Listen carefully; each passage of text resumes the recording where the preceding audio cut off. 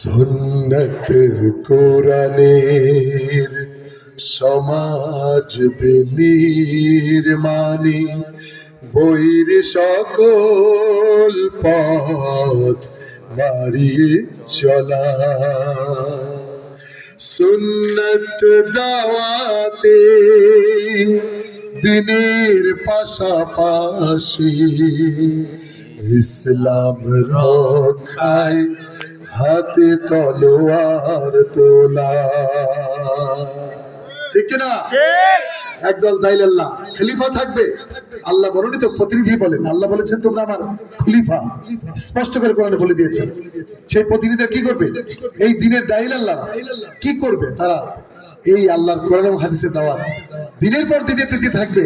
এই সমাজ যত নষ্ট হয়ে যাক, ভ্রষ্ট হয়ে যাক, তাদের কাজ শুধু মানুষকে সাবধান করা, দিনের পক্ষে তাদেরকে এগিয়ে আনার চেষ্টা করা, আপ্রাণ চেষ্টা করা। তাদের যত বাধায় আসুক, সেই বাধা তারা কখনো তারা পিছপা হবে না। ঠিক কিনা? সুন্নত শুধু নয়, নমনীয় আলাপন, সুন্নত প্রয়োজনে হুঙ্কার গর্জন,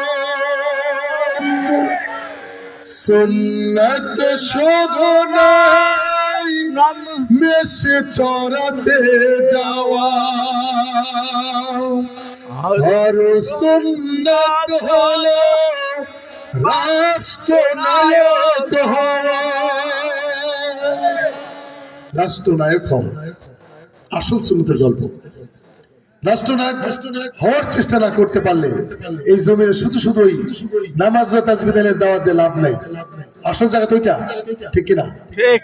ওইখানে যদি কেউ বসতে না পারে, এই সমাজকে পরিবর্তন করা সহজ নয় বন্ধু। ওই যে সংসদ, ওখানে রাব্বুল আলামিনের সংবিধান যেটা আছে, এই যে সংবিধান, এই সংবিধান যদি ওইখানে চালু না করা যায়, আপনি 1000 বছর দাওয়াতি কাজ করলেও এই মানুষের ভাগ্য উন্নয়ন ঘটবে না। 1000 বছর ধরেও চেষ্টা করে আসছে আমাদের এই দেশে, অনেক দাওয়াতি কাজের ব্যাপার আছে না, 1000 বছর ধরে চলে আসতেছে। কিন্তু কি ইসলামী কায়েম হয়ে গিয়েছে? এত সহজ না। ইসলাম কায়েমের জন্য যে বললাম, নির্দিষ্ট বিজ্ঞানসম্মত কর্মনীতি, কর্ম পদ্ধতি থাকতে হবে, যেখানে মানুষকে তৈরি করতে হবে, জীবন দেওয়ার মতো মানুষ থাকতে হবে। যেভাবে জীবন দিয়েছেন মীর কাসেম আলী, ঠিক কিনা? অকাতরে জীবন দিয়েছেন, ইচ্ছে করলে পালিয়ে থাকতে পারতেন। মীর কাসেম আলী এমন এক ব্যক্তি ছিলেন বাংলাদেশে,